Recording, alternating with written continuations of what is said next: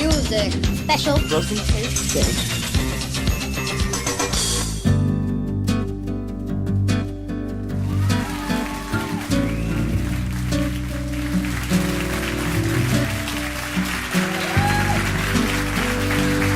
Welcome to MuchMusic, everybody. I'm Denise Donlin. I'm your host tonight for a very, very special evening.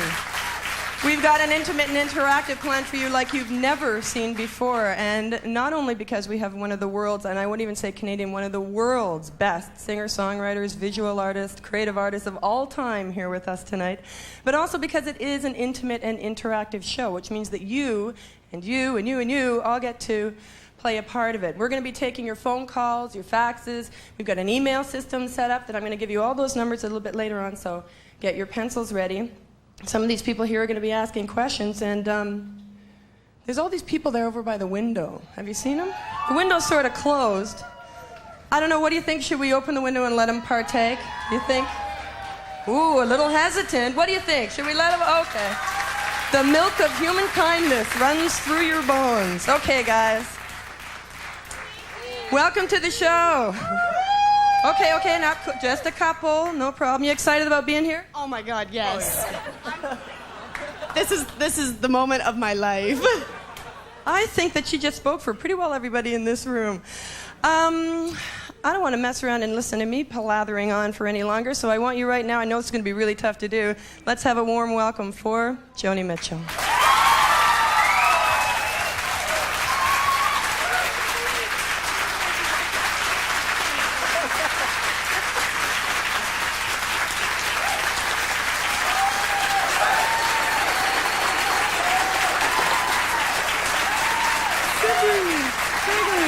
People here.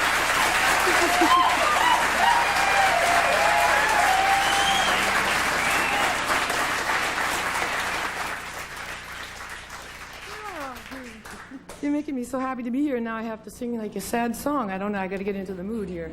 Psych down, so to speak. This song came out of the last night of the LA riots. I pulled up behind a long white car.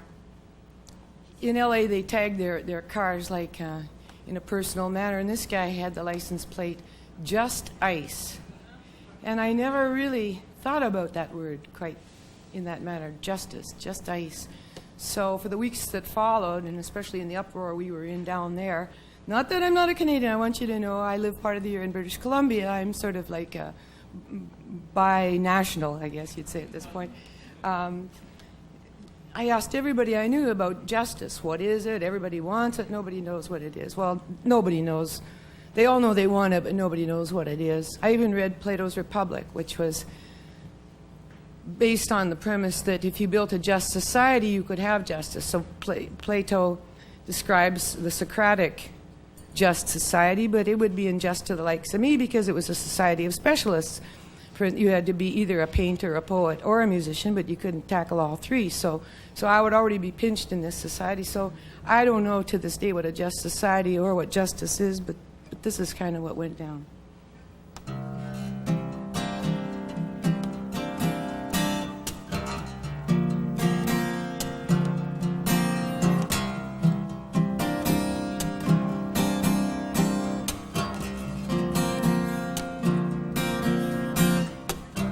Pulled up behind a Cadillac. We were waiting for the light. I took a look at his license plate. It said, just ice. Is justice just ice? Governed by greed and lust. Just the strong doing what they can. The weak suffering what they must, and the gas leaks, and the oil spills, and sex sells everything, and sex kills. Oh, sex kills.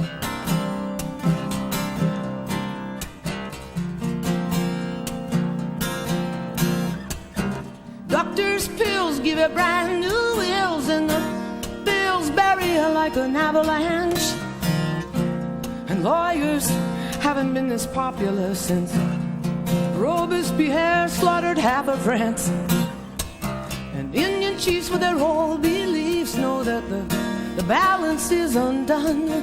Crazy irons, you can feel it out in traffic. Everyone hates everyone, and the gas leaks, and the oil spills, and sex sells everything, and sex kills. Oh, sex kills.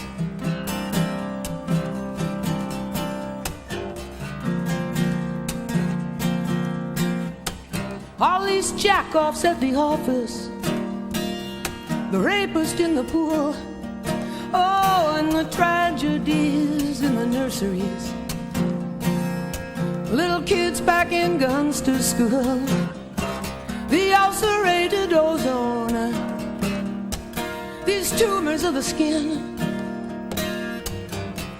this hostile sun beating down on the massive mess we're in. And the gas leaks, and the oil spills, and sex sells everything, and sex kills. Oh, sex kills.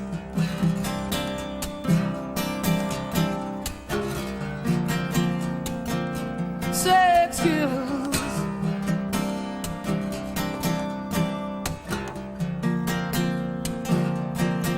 Sex kills.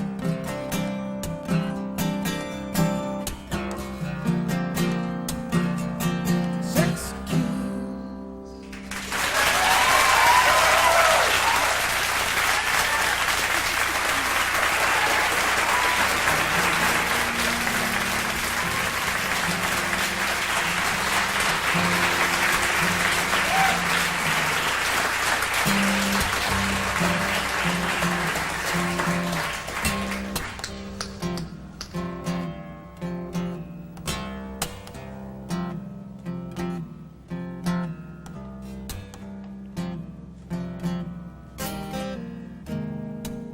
Betsy's blue, she says, tell me something good. You know I'd help her out if I only could. Oh, but sometimes the light can be so hard to find. At least the moon at the window, the thieves left that behind.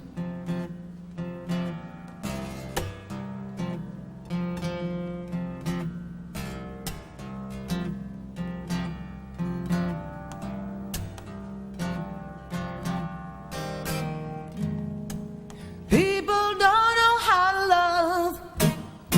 The taste didn't toss it.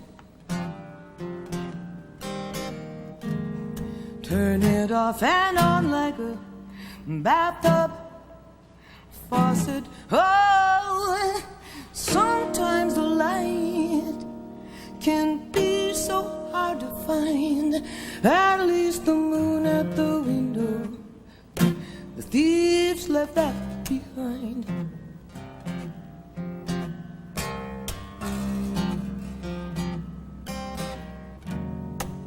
I wish her heart. I know these battles deep in the dark when the spooks of memories rattle. Ghosts of the future, phantoms of the past, rattle, rattle, rattle in the spoon and the glass.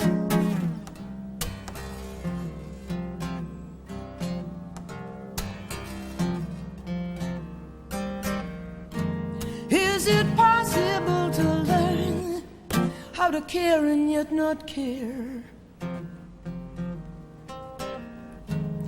since love has two faces, hope and despair,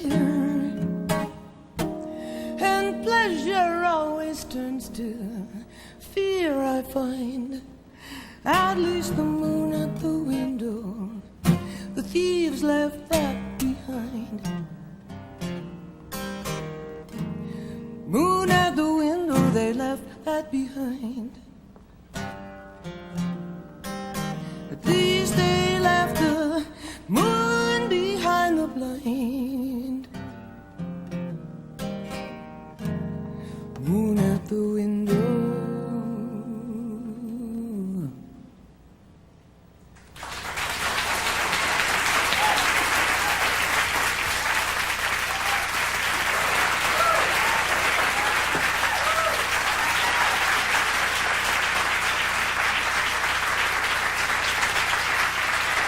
Yay. Well,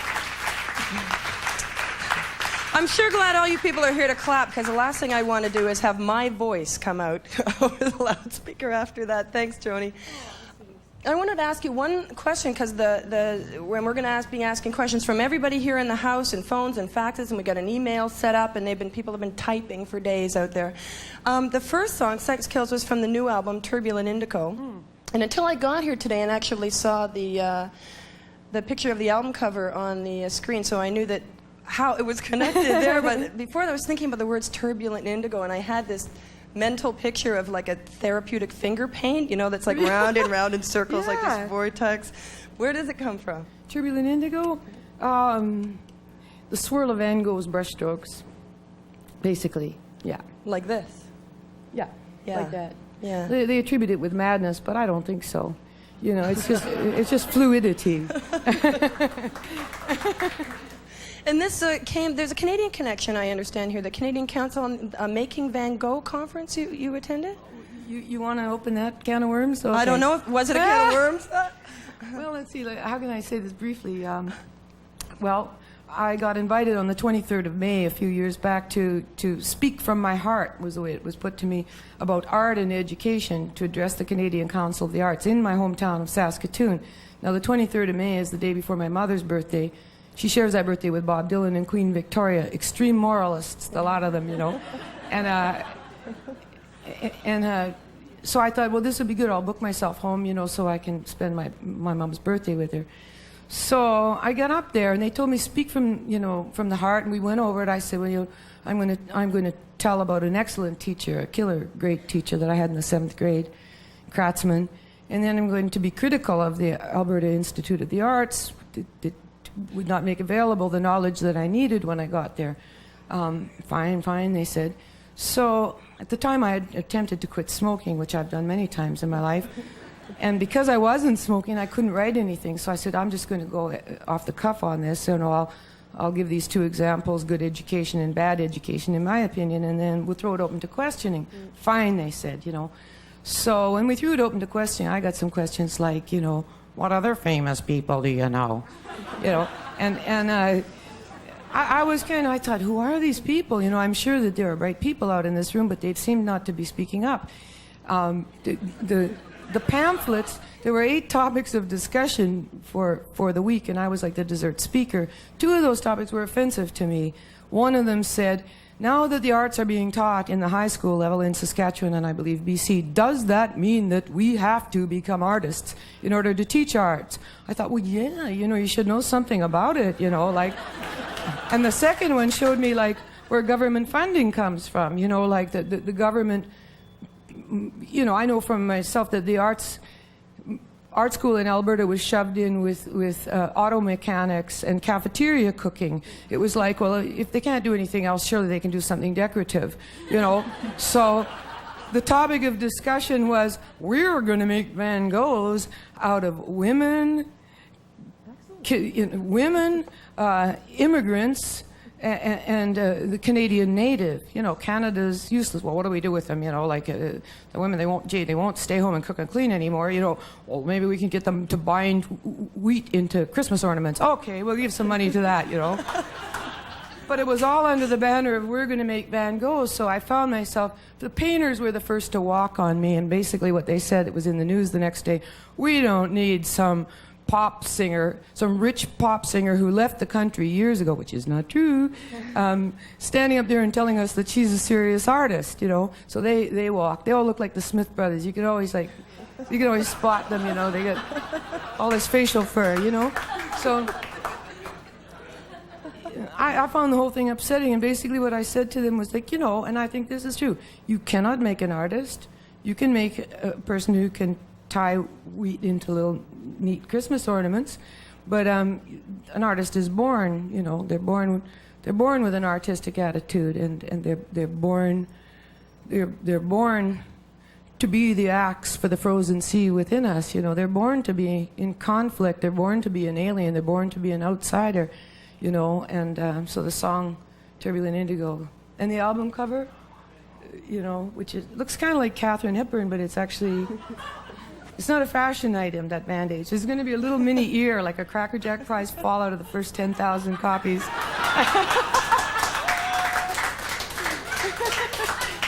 I'm so thrilled you're here. You know, people don't know you're this funny. They have no idea.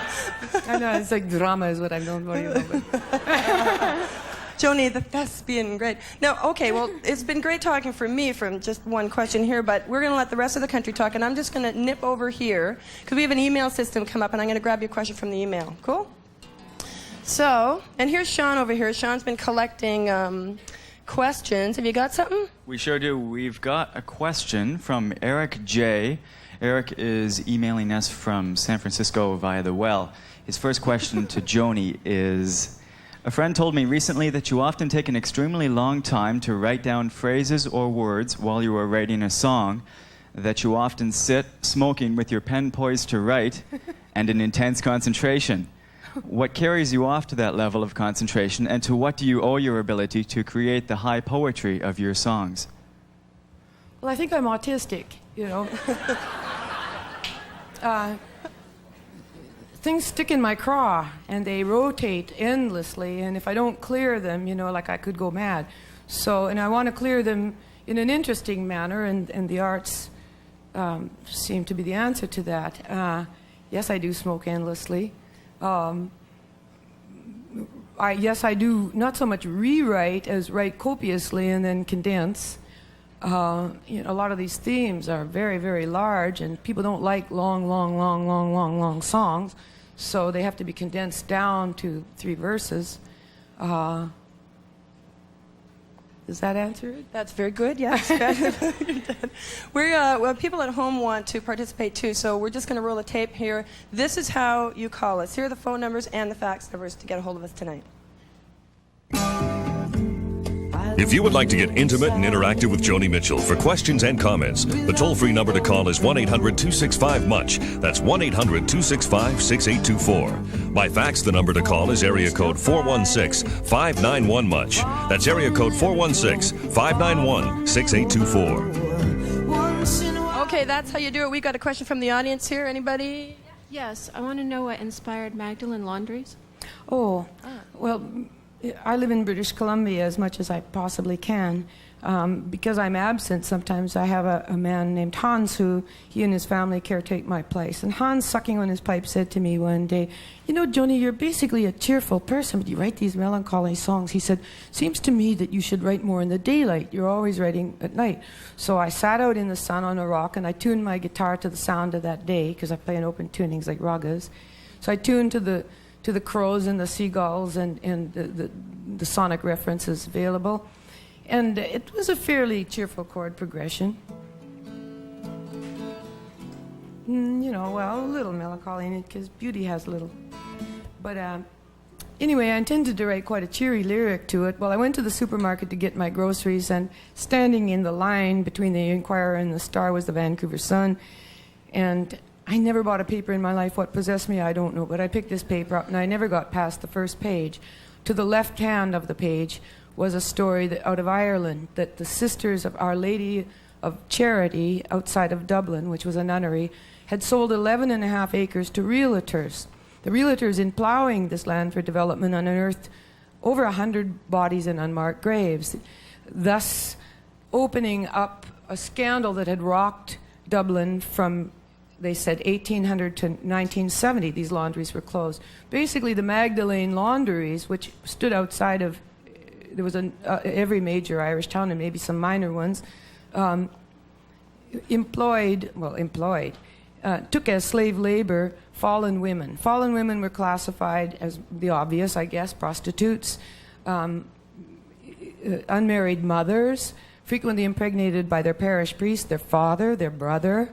But the worst of all was that an unmarried woman in her late 20s, if the men of the village were looking at her, she could be deemed a Jezebel by the parishioners and even her own family for her indecisiveness in choosing a mate, and incarcerated for life, or at least until somebody managed to get her out of there. This was cheap labor. Dickensian conditions was the way it was described. Well, you know, there went my cheerful song. So, I mean, this is the story of the Magdalene Laundries.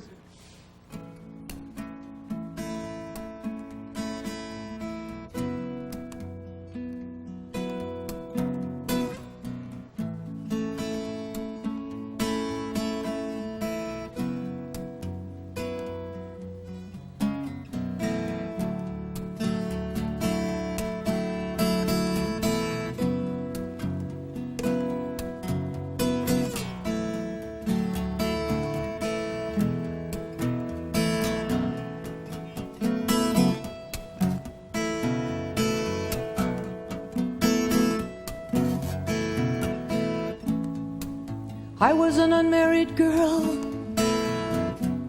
I'd just turned 27 when they sent me to the sisters for the way men looked at me. Branded as a Jezebel, I knew I was not bound for heaven. I'd be cast in shame into the Magdalene Laundries.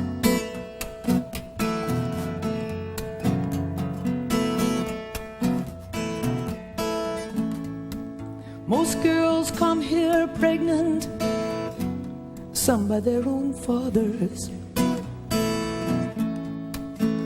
Bridget got that belly by her parish priest. We're trying to get things white as snow, all of us woe-begotten daughters, in the steaming stains of the Magdalene Laundries.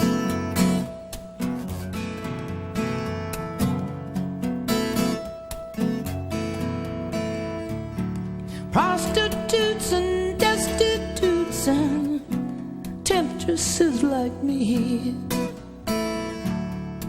fallen women sentenced into dreamless drudgery. Why do they call this heartless place Our Lady of Charity? Oh, charity.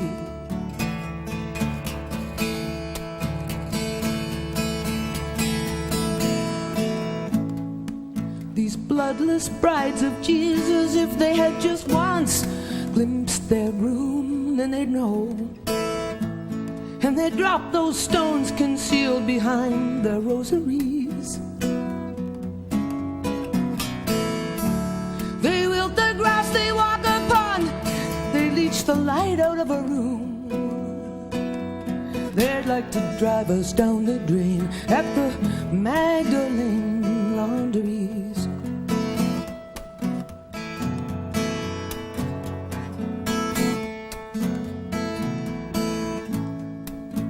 Peg O'Connell died today. She was a cheeky girl, a flirt. They just stuffed her in a hole.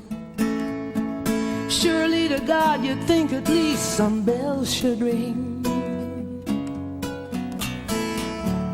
One day I'm gonna die here too, and they'll plant me in the dirt like some lame bulb that never blooms come any spring. No, not any spring.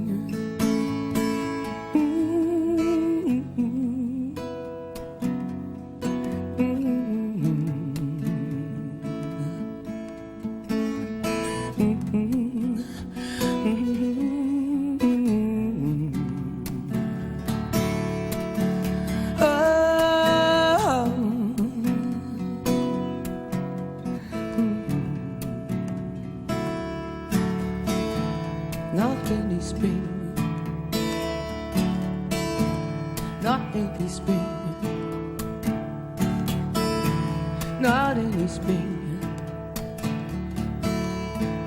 not any spring.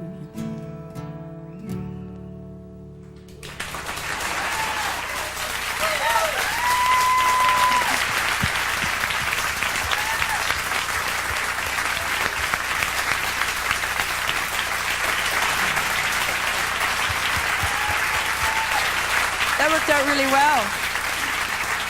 It's almost like we planted that question over there. What's that? It's almost like we planted that question over there. We did an honest question song. Let's see if it works as well over here.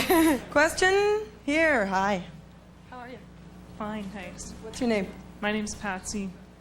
Hi, Patsy. Hi, I have a question that has, again, to do with the process of songwriting. It's kind of two parts. First of all, do you approach the music and the words simultaneously? And is that a process that takes over hours, days, months? How does that writing work? Well, everything's different. At the extreme end of the long time to make a song happen, I had a song on the last album called 2 Grey Rooms, which took 7 years to get the libretto to. It wanted to be written in French. It wanted French diphthongs. The music came first, and ideally, long, don, don, those vowels would have been best with that melody. I have another one that wants to be written in Spanish or Italian. It wants O's at the end of sentences sonically. So once I get that bee in my bonnet, it makes it more difficult to parquet. Sometimes they come together. Usually the music comes first because it offers up a more challenging rhyme scheme. It also shows me where I can put my descriptive passage, where I have to be direct, where my pockets of irony lie. You know, it lays down restrictions. It makes it a harder puzzle, which I enjoy. A French diphthong. I've always wanted one of those myself, actually. For your very own. Joni, we have what we call Speakers' Corners here in Canada. There's one out in the corner, and there's a couple going across the country. And we alerted the people who work the Speakers' Corners that you were coming in, and so we've got some questions for you. Here's one from a Speakers' Corner, and I don't know where it's from, actually. It might be from Toronto.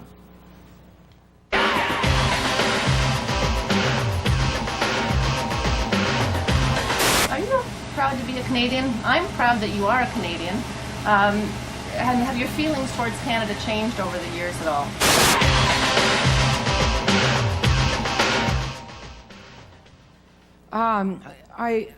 I travel so much, and I have friends in so many countries that borderlines feel strange to me in a certain way, and I think that they cause a natural separation in a certain way. I'm annoyed with borderlines, I think, more than I was born in Saskatchewan. When I go back there, there's no place that is going to stimulate me and excite me like where I came from. I feel that Canada is harsh on its young artists, or it was in the beginning, that because of the chip, that in the beginning that people didn't recognize that I was good. As soon as I crossed the border, they thought I was great. Then I got too big for my britches, and everybody like kind of wanted to put a lid on me. I think that the Canadian chip, you know, that I think we are such a great country. I live in British Columbia, in answer to your question. I'm not an expatriate. I spend as much time as I possibly can there. I can't really go home because people are funny about success. And although I have some lifelong friends from there, 2 or 3 fellas, you know, who've come and camped in my house when I had lunatics coming over my wall, like brothers, you know. Like some people have been able to know that Joan Anderson still exists within Joni Mitchell, but very few people know that. They measure their own personal acquisitions and attainments against mine. We have a cottage at the lake, they'll say, all lit up. Of course, it's nothing like Malibu, they'll say. You know, like, I can't do anything about them. You know, I say, but I know what a cottage at the lake is. I know it has kerosene. That's wonderful, you know. Like, you can try and equalize yourself, but they won't let you. Also, I'm culturally different. I've lived in a warm climate where freedom of a much more affectionate climate than I grew up in. The long, cold winters and the Scottish and the Irish blood create an emotionally withholding people. I found it restrictive there as a child for that reason. I'm more, you know, like open-hearted by nature. I like the affection of warmer climates. I like climates where people say "I love you" to each other, and it's not jive. It's not the Hollywood kissy poo. You can tell, it isn't,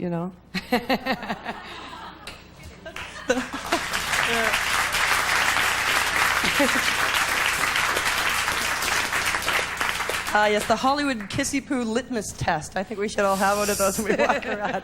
We're going to take a commercial right now, and when we come back, you'll have a lot more Joni Mitchell, a lot more intimate and interactive questions, and a lot more music. Stay tuned.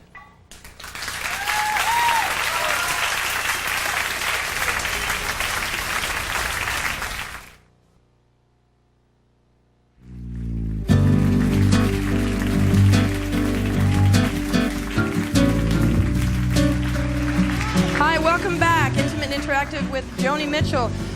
We've had some great conversation and great music already tonight, and I know there's lots more to come. We've got a phone call, actually. Who's on the line? Hello? Hello, hi. Hi, David, how are you? Fine. Good, have you got a question? Yes, I do. Okay, what's your question, David? Joni? Yeah. I saw you at the Edmonton Folk Festival this year. I just want to say this, and I really liked your performance. Thank you very much. It was really good. Thank you. Do you have a question? Yes, I do. Okay. I'm 16 years old, and I'm a guitar player. Okay. And I want to make it in. I want to, take a career as a musician. Okay. I was wondering what advice you'd have in that area. Practice. No open tunings, would that be good advice? I wouldn't know. That would be bad advice. Open tunings are a pain in the butt. It's like a typewriter that the letters move around on you every time that you sit down to it, but it does cough up original harmonic movement. If you want original harmonic movement and you're willing to confuse your left hand completely, then go for it. Just twiddle the pegs until you like the chord and then search for the shapes within it. Got that, David? Were you writing that down? Yeah. Okay, now go practice. Joni? Yeah. Thank you for your music, eh? Oh, you're very welcome. Thank you.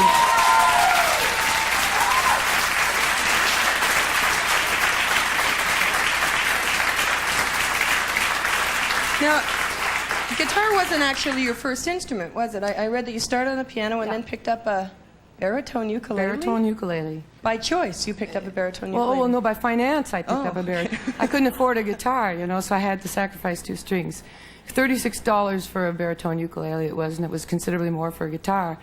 Yeah, I took a year of piano lessons, I think a year and a half. Grade 2 piano, I think I got that far. But they wrapped my knuckles, which was not just singling me out, it was the style of teaching at the time. It was quicker for me to play. I could grasp it quicker, learn it quicker by ear, so that I wasn't reading properly. And what they did to all piano players that I have talked to at that time was to slam them with the ruler.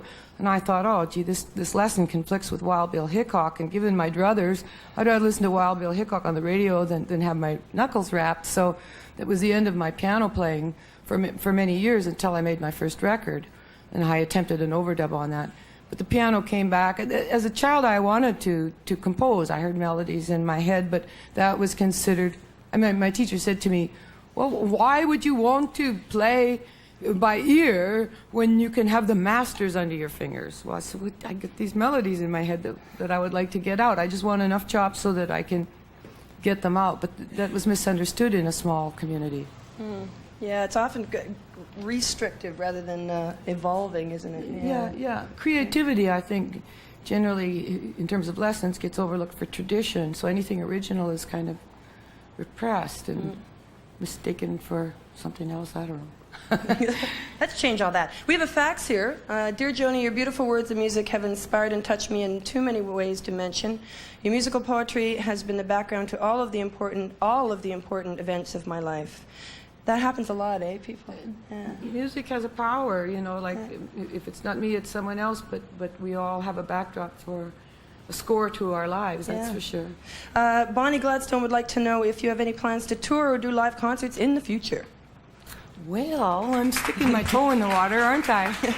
I am feeling it out, perhaps, maybe. Not giving anything away right yet. We're going to walk over to the email and see what we've got over there. And then, as soon as we do this email question, Joni, we're going to have another couple songs, I hope? Yes. Okay. I hope Who we so got too. here, Sean? This time we've got Leah Weston from New York City. Just for your information, we've got over 20 emails so far, so we're getting quite a bit of response. Leah's question is, Dear Joni, you've had a number of famous collaborations in the past. And my favorite was What with other Tom famous Scott. people do you know? Have they had a lasting impact on your music, and are you planning any in the future? A lasting impact. No, the only thing that lasting and impacting, I guess, is chasing something fresh. I don't know. Lasting and impacting. That's so static. Let me just explain, like, when I used to record at A&M, there were, like, several studios there, and if someone was playing across the hall, and I stuck my head in and it sounded good to me, I'd drag him in and make him sing on my record or play on my record, you know. Since I record in my house now, and there's no one across the hall, really, like, to drag across, so I've gotten into kind of casting. You know, I cast Billy Idol as a bully on one song because I thought he had the appropriate voice for that particular scenario. They're not just chosen arbitrarily, they're chosen because they're the right color. And fame doesn't mean that much to me. The actual vocal quality or what they bring. You're going to do a song now that comes from a famous collaboration. I am? Hejira, yeah.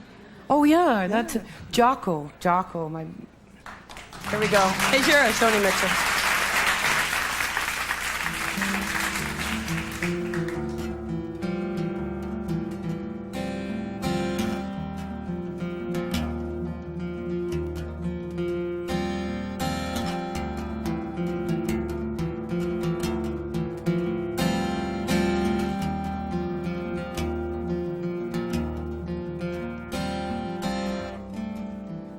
Traveling in some vehicle,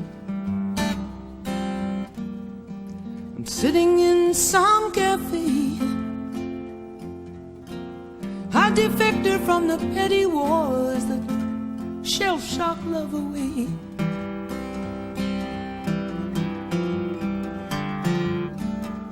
There's comfort in melancholy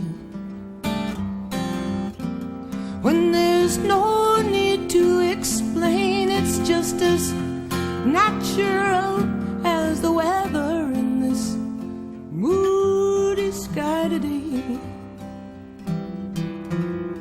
In our possessive coupling, so much cannot be expressed. So now I am returning to myself.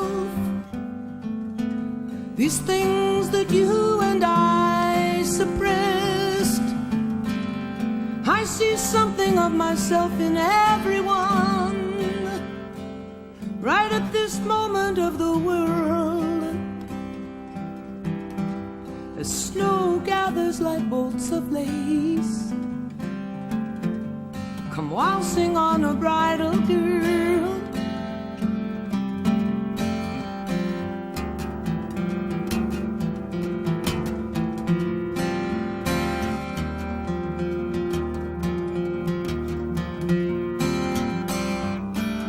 You know it never has been easy.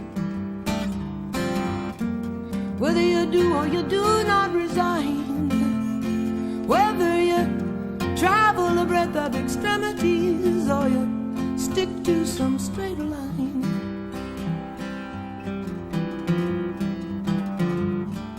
Now here's a man and a woman sitting on a rock. They're either gonna thaw out or freeze. Listen, I thought I heard Miles Davis coming through the snowy trees.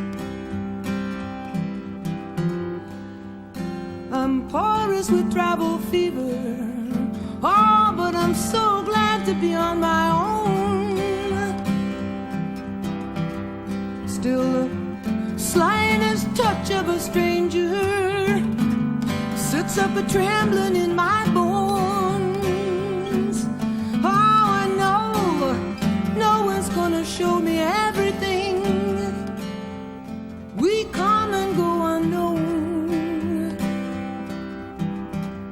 each so deep and so superficial. Between the forceps and the stone,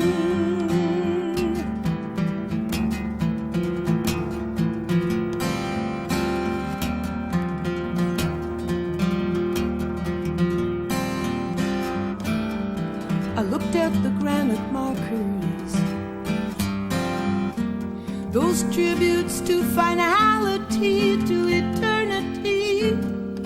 Then I looked at myself here, chicken scratching for a piece of immortality. In the church they light the candles, and the wax rolls down like tears.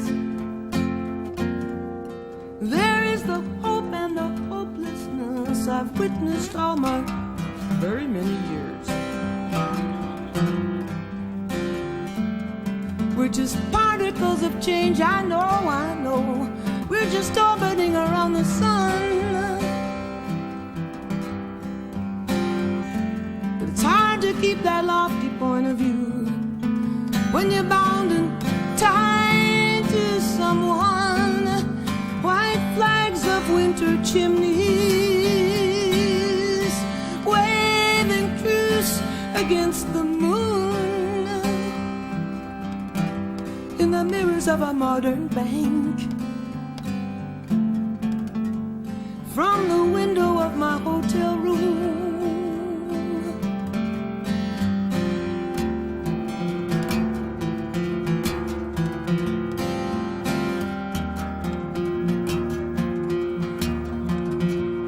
right, traveling in some vehicle, not that one, sitting in some cafe, a defector from the petty wars until love sucks me back that way.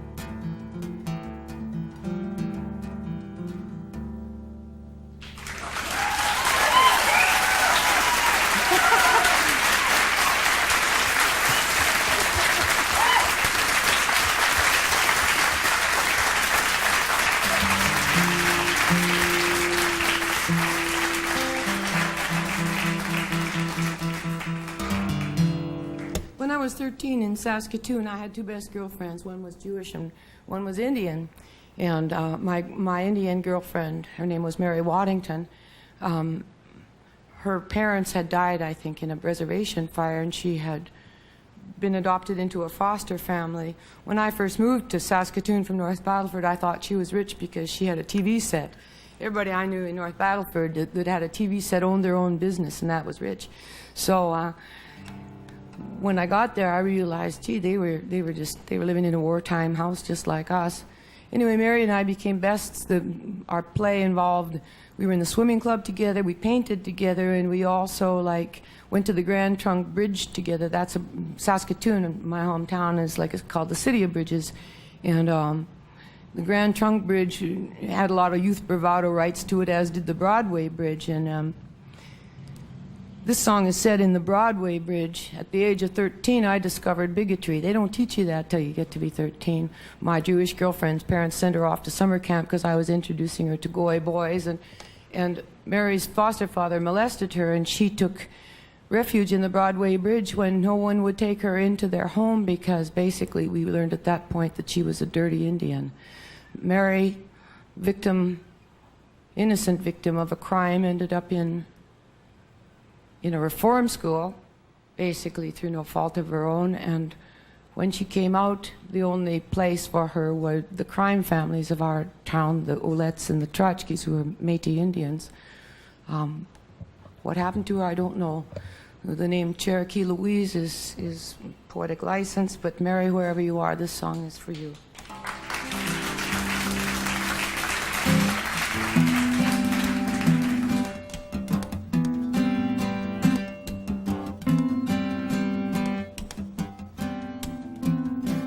Cherokee Louise is hiding in this tunnel in the Broadway bridge.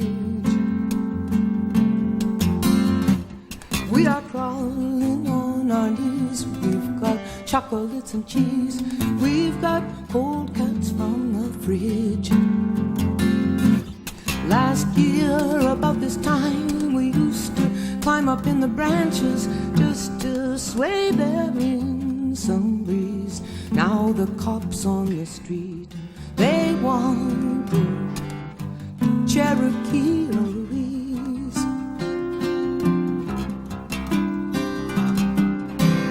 People like to talk, tongues are wagging over fences. They're wagging over phones. All their doors are locked. She can't come to our house, but I know where she'll go. To the place where you can stand and press your hands like it was bubble bathing. Dust piled high as me down under the street. My friend, poor Cherokee Louise. Ever since we turned 13, it's like a minefield walking to the door. Going out, you get the 3rd degree. Coming in, you get the 3rd World War. Tuesday after school, we put our pennies on the rails as the train rolled by. We were jumping round like fools. Go and look, no heads, no tails. Go and look, my lucky prize. She runs home to her foster dad. He opens up his zipper and he yanks her to her knees. Oh, please be here, please, my friend, Cherokee Louise.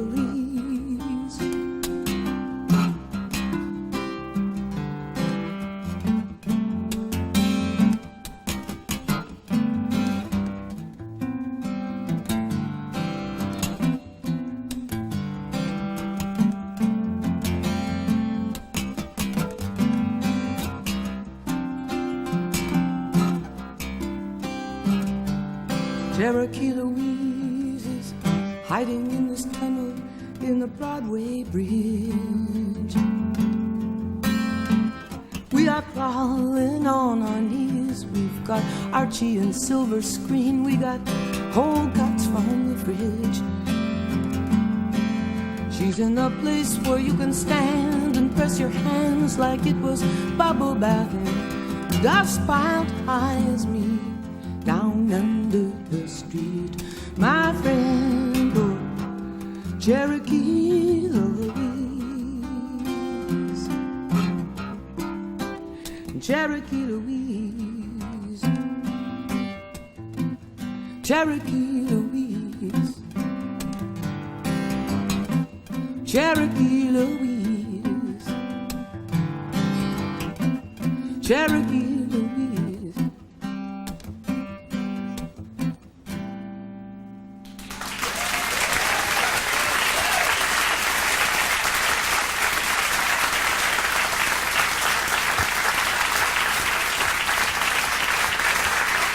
There you go, Cherokee Louise.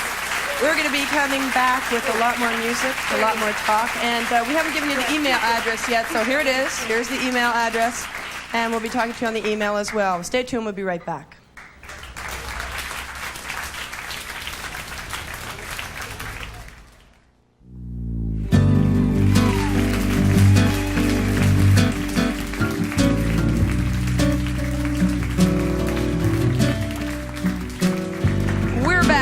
Intimate and Interactive with Joni Mitchell. We are having an unbelievable, wonderful night here tonight. And it's partly because of all the people who are gathered here tonight.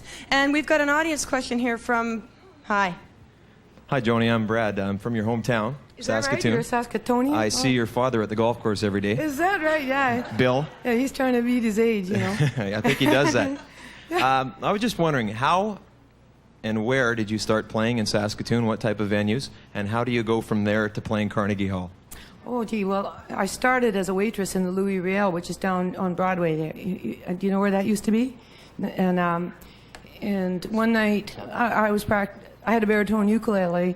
Basically, I had no ambition to be a performer because that was kind of unheard of coming from there, and at that time to be a woman, it was kind of, no, it wasn't in my mind.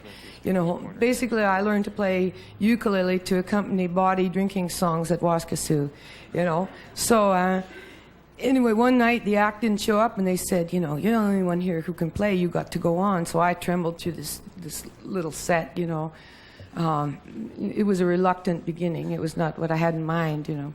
Then in PA they took a moose hunting show off the air at 11 o'clock one night and stuck me on for an hour. So those were my beginnings. How you get there from Carnegie Hall, I guess, is just tenacity. Great, thanks, Brad. Great question. Great question. Hi, everybody. We're going to take a Speaker's Corner question now. This is from Montreal, I believe.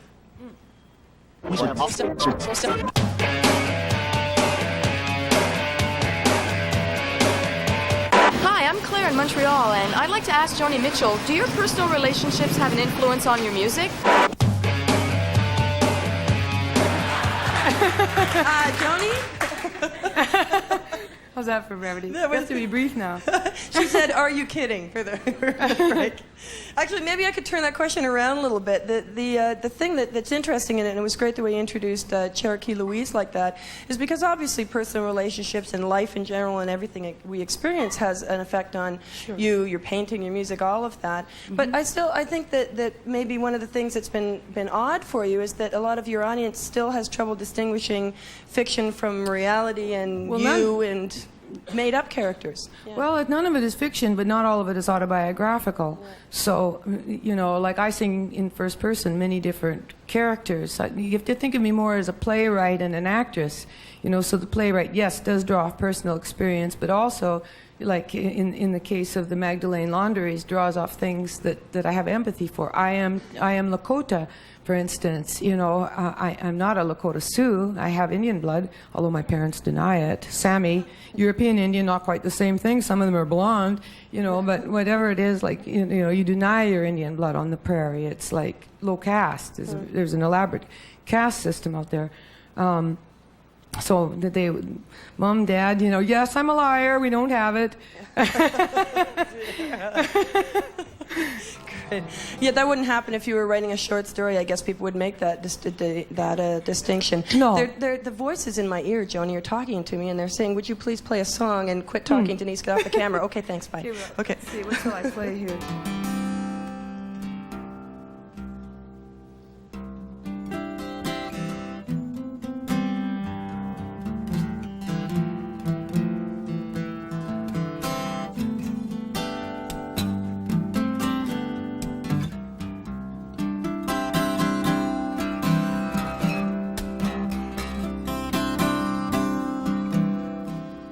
Once in a while, on a big blue moon, there comes a night like this. Like some surrealist invented this 4th of July night ride home.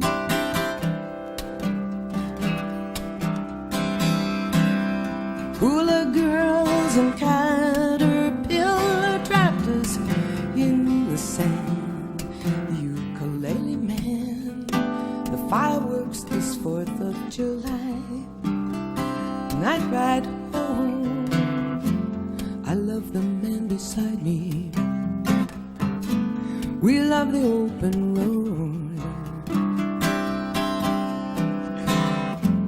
No phones till Friday. Far from the overkill, far from the overload. Back at the bar, the band tears down, but out here in the headlight beams, the silver power lines, they gleam on this 4th of July. Night ride home. Sorry about that chord.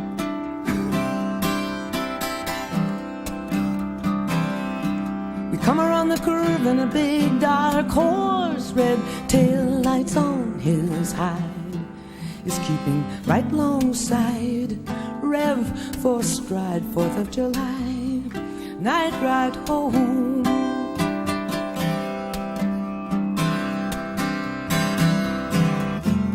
I love the man beside me. We love the open road.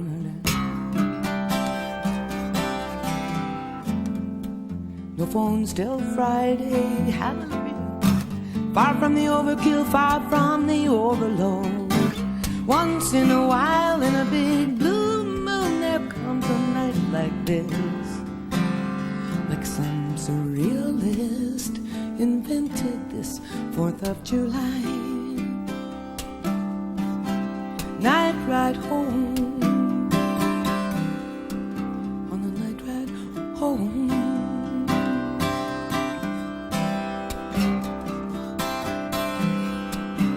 Night ride home.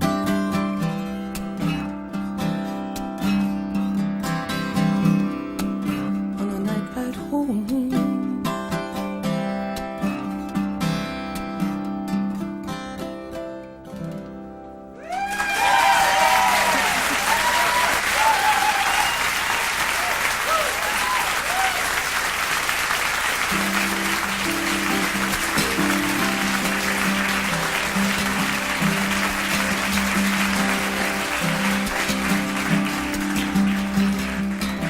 This is a song for all lovers in apartments or with their families, God forbid.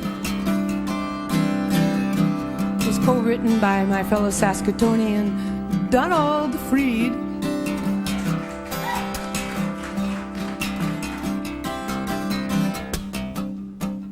It was a dark and a stormy night. Everyone was at the wingding. They weren't the wingding type. So they went up on the train bridge where the weather was howling. And oh, my mind, when that train comes rolling by, no paper thin walls, no folks above, no one else can hear love's cries.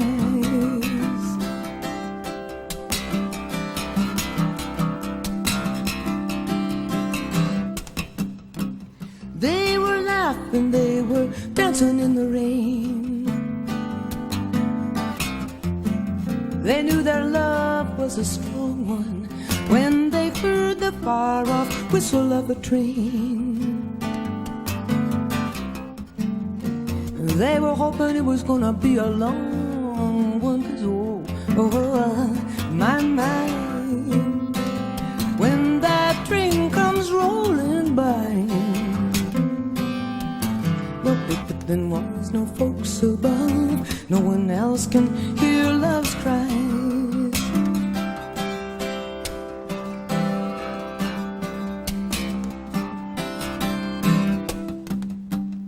In the back booth of an all-night cafe, 2 dripping raincoats are hanging.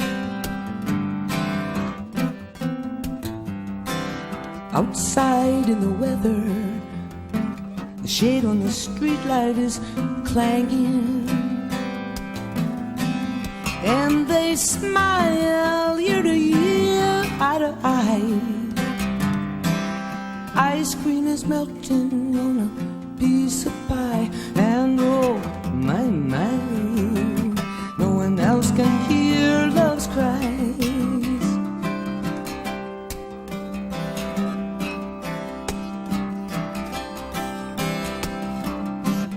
Every kiss was sweet and strong. Every touch was totally tender.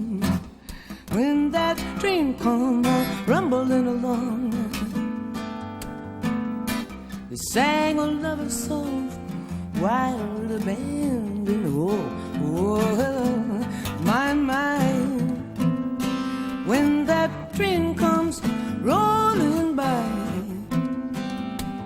no paper thin walls, no folks above, no one else can hear love's cries. No paper thin walls, no folks above, no one else can hear love's cries.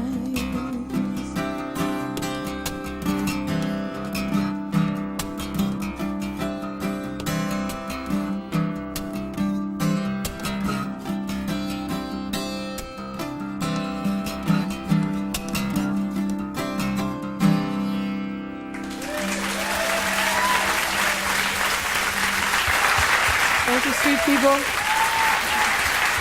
We'll be back with more Joni Mitchell right after this.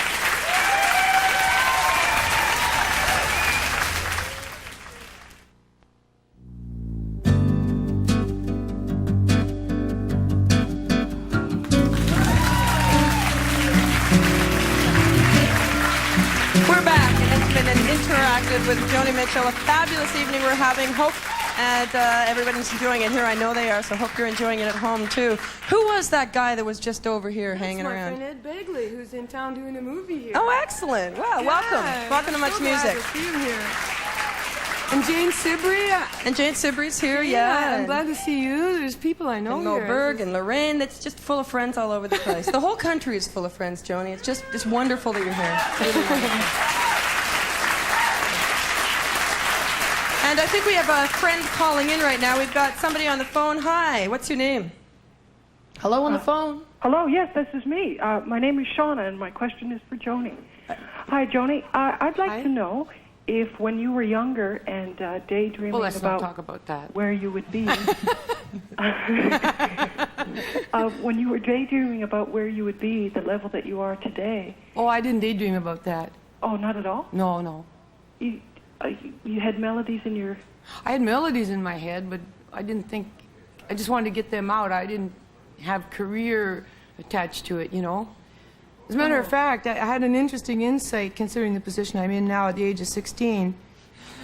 I was sitting under a dryer getting ready for a prom, and they were doing a beehive on me, you know, with sparkle dust in the center of it that would like itch later, and you'd have to go at it with a rat tail comb. It was like way down under the hairline, you know, like, and Sandra Dee and Bobby Darin were kind of like the king and queen, like of the magazines. They were the cover girl and boy at the time. And they were really like raking them over the coals with some kind of marital thing, you know, like scene fighting in public. And I had an assignment. I had to write a poem. I did write some poetry voluntarily, but mostly it was under duress. And I had this poem I had to write. So I wrote a poem about Hollywood, sitting in Saskatoon under a hairdryer. It was called the Fishbowl. It went like this. It was blank verse, you know. It was very modern. It went, the fishbowl is a world reversed where fishermen with hooks that dangle from the bottom up reel down their catch without a fight on gilded bait. Pike, pickerel, bass, the common fish ogle through distorting glass. See only glitter, glamour, gaiety. Fog up the bowl with lusty breath. Lunge towards the bait and miss and weep for fortune lost. Envy the goldfish? Why? His bubbles breaking round the rim while silly fishes faint for him. My God. Fascinating. This is fascinating. I think I was smarter when I was 16.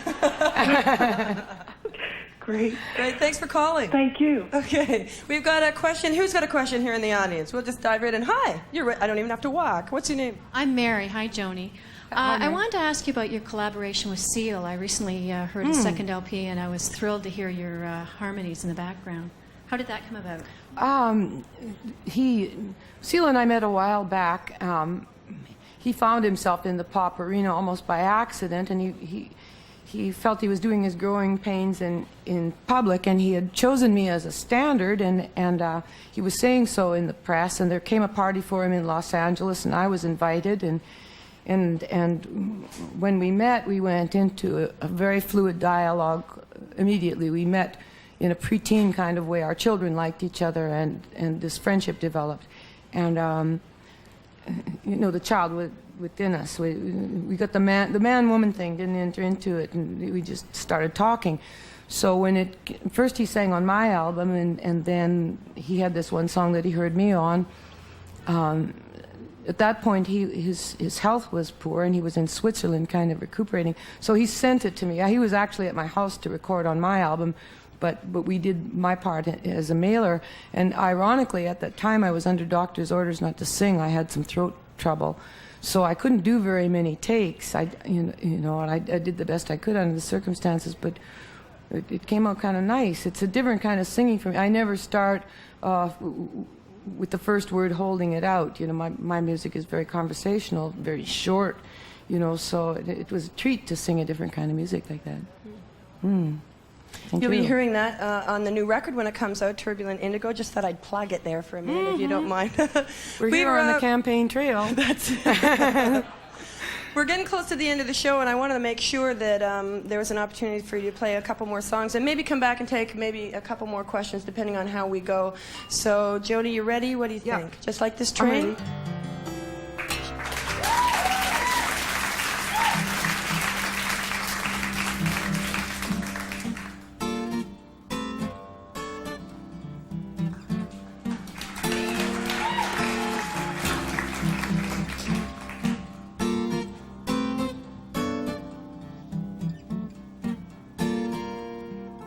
I'm always running behind the time, just like this train,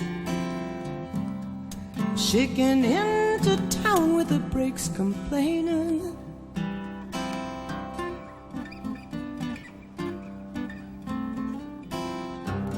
I used to count lovers like railroad cars, I counted them on my side. Lately I don't count on nothing, I just let things slide. The station master shuffling cards, boxcars are banging in the yards. Jealous loving will make you crazy if you can't find your goodness, 'cause you lost your heart, 'cause you lost your heart.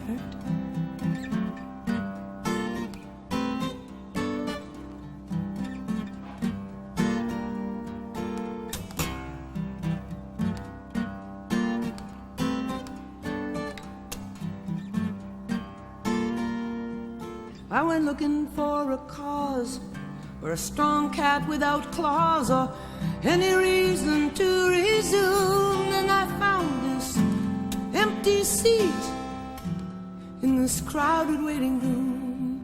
I found everybody waiting.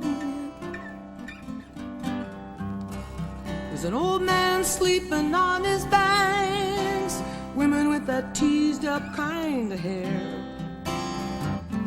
kids with the jitters in their legs and those wide, wide open stares. And the kids got cokes and chocolate bars. There's a thin man smoking a fat cigar. Jealous loving will make you crazy if you can't find your goodness, 'cause you lost your heart, 'cause you lost your heart.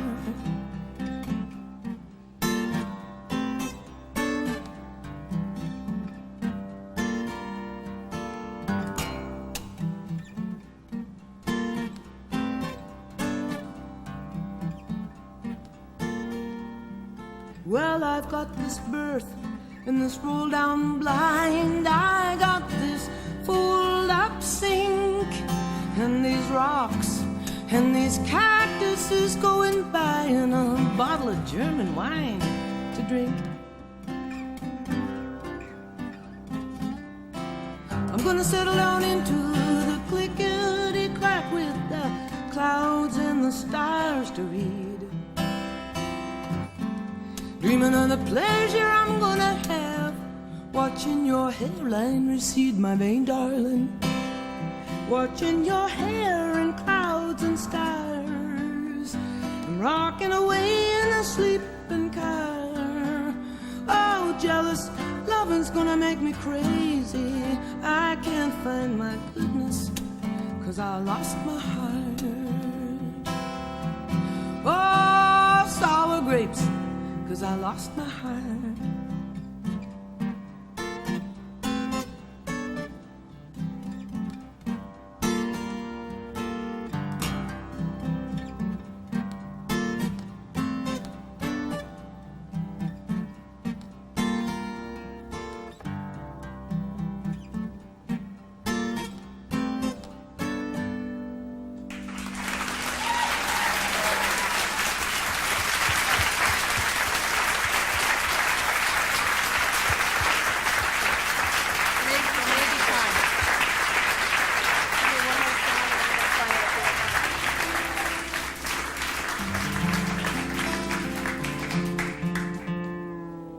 This is a new song. It's about the generation gap, which you'd think at a certain point would end, but mothers being mothers, they are always mothers. Mama, if you're listening tonight, I love you so much. This, unfortunately, is an honest tale of a conflict between a middle-aged woman, myself, and my mother on a moral issue.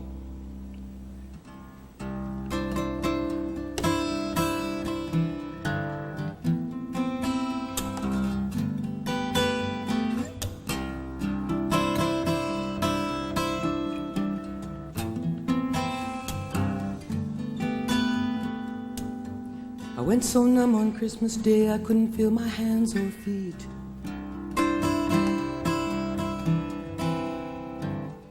I shouldn't have come, she made me pay for gleaming with Donald down her street. She put blame on him and shame on me. She made it all seem so tawdry and cheap. Oh, let's be nice, Mama. Open up your gifts, you know. Happiness is the best. Facelift.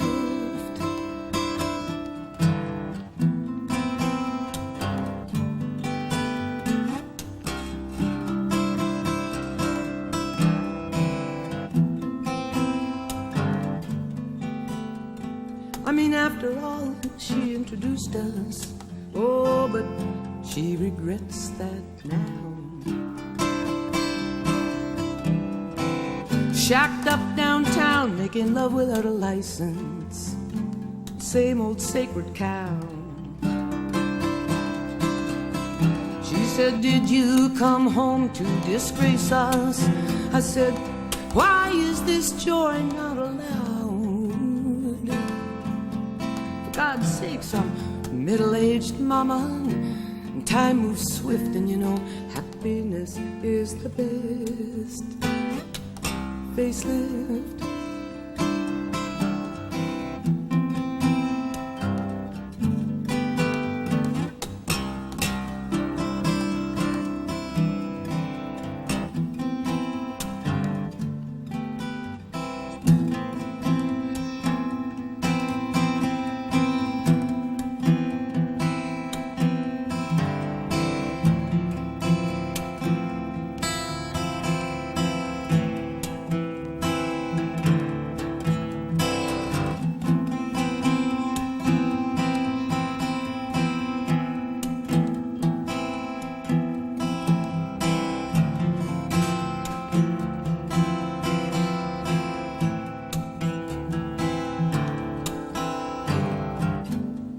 Love takes so much courage.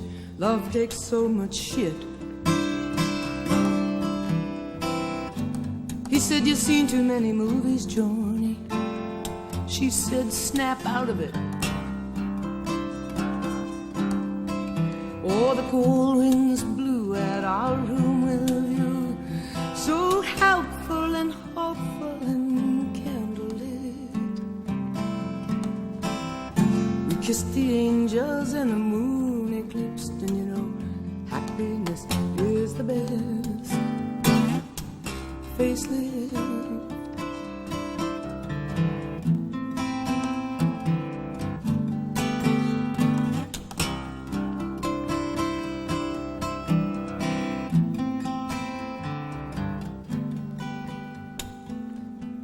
pushed the bed up to the window to see the Christmas lights. On the east bank across the steaming river, between the bridges lit up Paris light. This river has run through both our lives, between these banks of our continuing delights.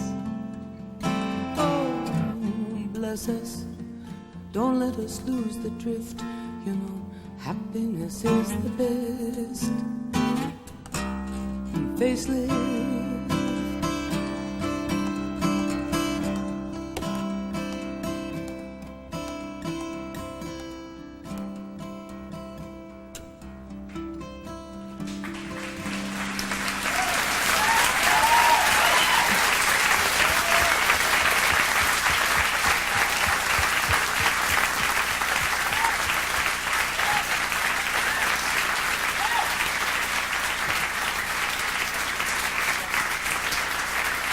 It's true.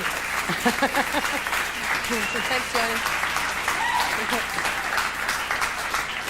I think I can hear a protest from the Society for Cosmetic Surgeons coming in actually right now. We're just going to talk to time at this bit. We got a couple more moments left to go. So here's a couple of faxes from Tracy Jones and Shauna Gray in Toronto. We've always liked your version of Woodstock better, so there. And,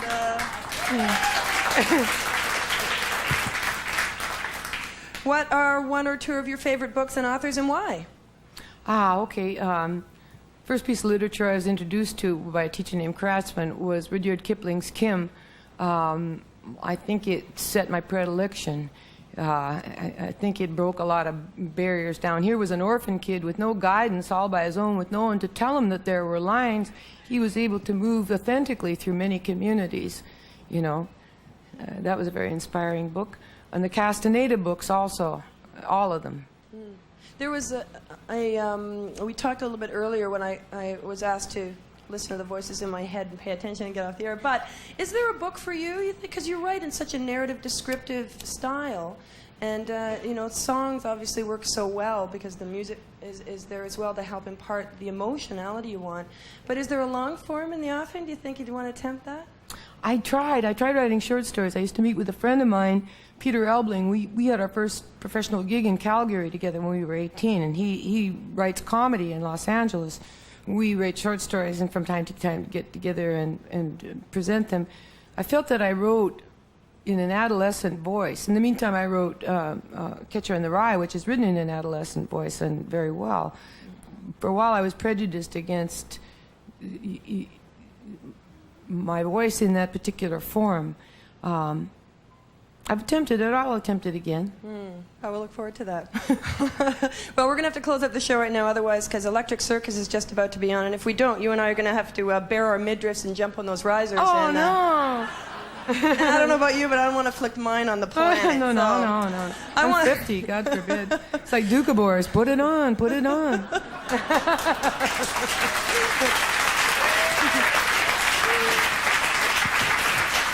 So I just want to say from the bottom of my heart, and I know from the heart of everybody who's in this room and everybody who's out there across the country, thank you so much for sharing this evening with us. Thank you, Denise. My pleasure. Any last questions? Oh, they're just going to clap forever. That's all they're going to do.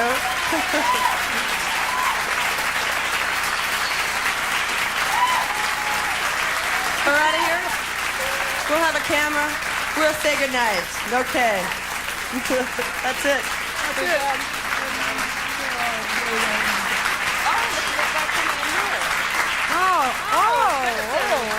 No, it's your present. No, it's for you.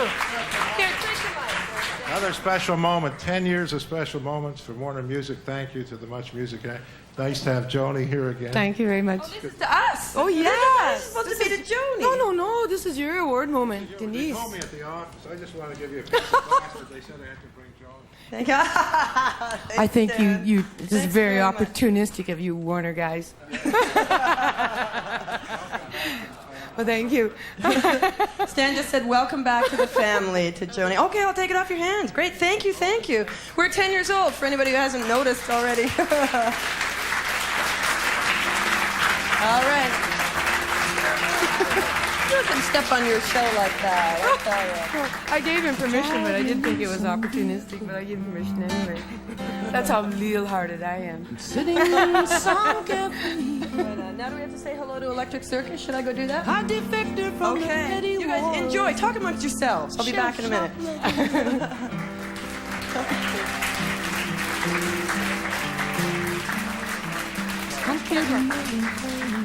Okay, this has got to be the time. When there's no need to explain, it's just as natural as the weather in this moody sky today. You know you're perfect, boss. Now a possessive coupling, so much cannot be expressed. So now I am returning to myself. These things that you and I suppressed, I see something of myself in everyone. Hi, this has been a Chum City production. That's the end of this show, and we're going to go on to that bouncy, fabulous show over there on the rises. Monica, have a great show in EC. Denise, thank you. That was an amazing show. Hard act to follow, but we're going to try. Stay tuned to Much Music. Electric Circus is live right after this.